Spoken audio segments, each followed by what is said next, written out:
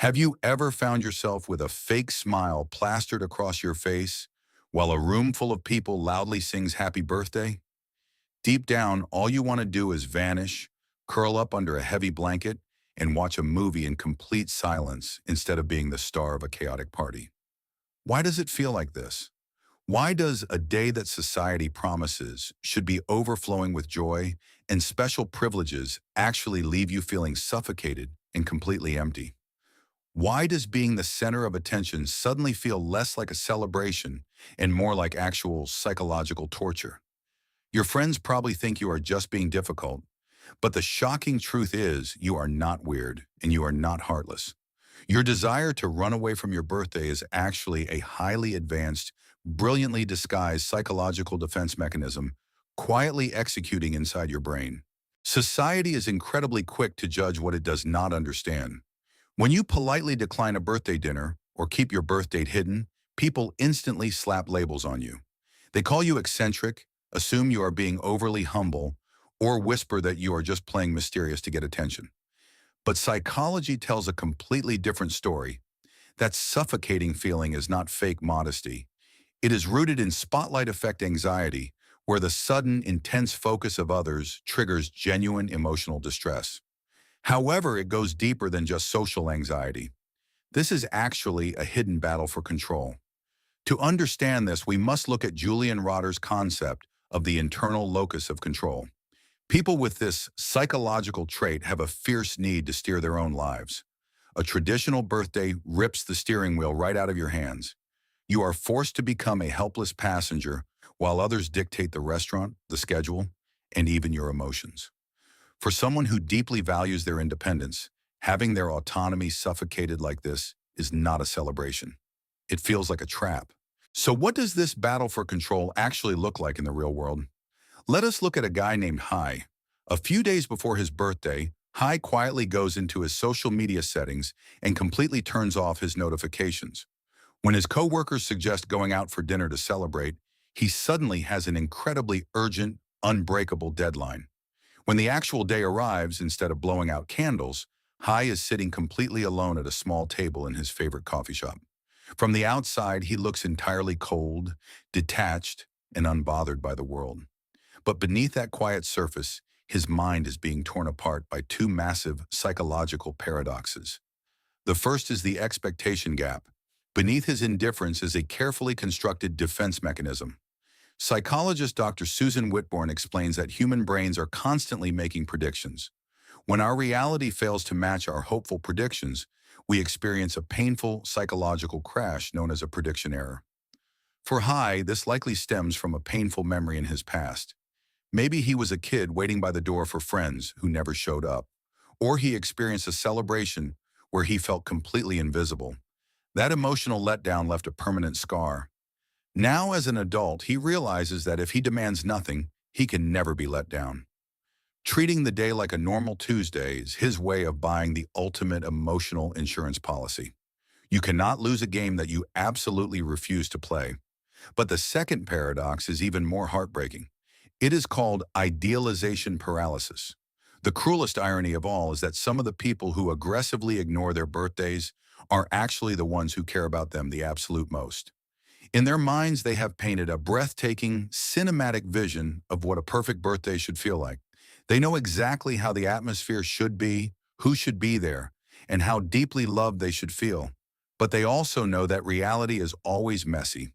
Friends arrive late, conversations get awkward, and people get distracted by their phones. Because the messy reality could never possibly match the flawless masterpiece in their imagination, they decide to do nothing at all. They protect their beautiful illusion by never letting it touch the real world. Renowned researcher Dr. Brené Brown refers to this as foreboding joy. They are so terrified that an imperfect reality will shatter their dream that they preemptively shut the entire thing down. They are not avoiding joy. They are just trying to keep it safe. To truly understand where this intense need for emotional insurance comes from, we have to look back at childhood. Imagine growing up in a house where your personal feelings were consistently pushed aside. Maybe your birthdays were frequently forgotten, or the celebrations were always about what your parents wanted to do, rather than what actually made you happy. Children in these environments are incredibly observant. They quickly learn a heartbreaking survival strategy.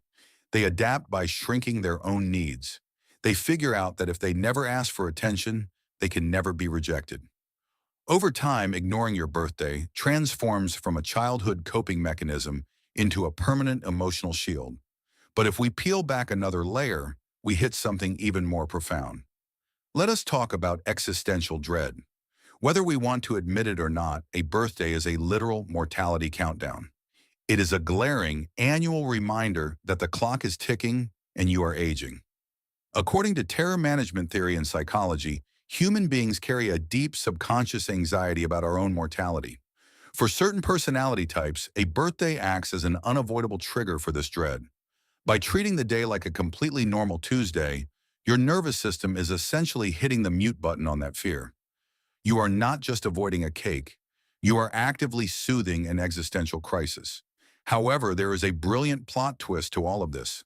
Sometimes skipping your birthday is not a trauma response at all. Sometimes it is the ultimate indicator of psychological health. People who possess a secure attachment style and authentic self-esteem do not rely on external validation. They do not need a designated 24-hour window of concentrated attention to compensate for feeling invisible the rest of the year. They already know their worth. They feel deeply seen and completely whole for the other 364 days. They do not need a special occasion to feel special. Before we completely normalize this behavior, we must be very careful not to romanticize isolation. If you are skipping your birthday simply because you genuinely feel at peace, because your emotional cup is already full, and you do not need a party to know your worth, that is beautiful. That is a sign of profound emotional maturity. However, there is a dangerous flip side. You have to ask yourself a brutally honest question. Are you choosing to treat it like a normal day, or are you quietly punishing yourself? If your refusal stems from a toxic belief that you do not deserve to be loved, or a cynical assumption that no one would care anyway, that is entirely different. In this case, your indifference is not an interesting personality quirk. It is a heavy armor built from unhealed trauma, and that kind of armor does not protect you.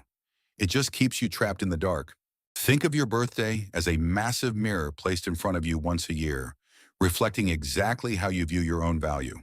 Some people want to decorate that mirror with blinding lights and vibrant colors, hoping everyone else will look at it. Others prefer to gently drape a soft, quiet cloth over it, and that is perfectly fine. Treating your birthday like a normal day does not mean you are cold or broken. It is a complex psychological lens. It is a battle for control, an emotional armor against shattered expectations, or simply the quiet confidence of a soul that is already fulfilled. So the next time a friend casually mentions it is their birthday, do not force them into a spotlight they never asked for. Just smile and respect that they are honoring their existence in the way that feels safest to them. Out of everything we unpacked today, which psychological layer resonates with you the most? Is it the deep need for control, the invisible emotional armor, or the quiet peace of authentic self-worth? I would genuinely love to hear your story, so please drop a comment below. If this video helped you understand yourself a little better, consider subscribing to the channel. Thank you for listening, and I will see you next time to explore another fascinating corner of the human mind.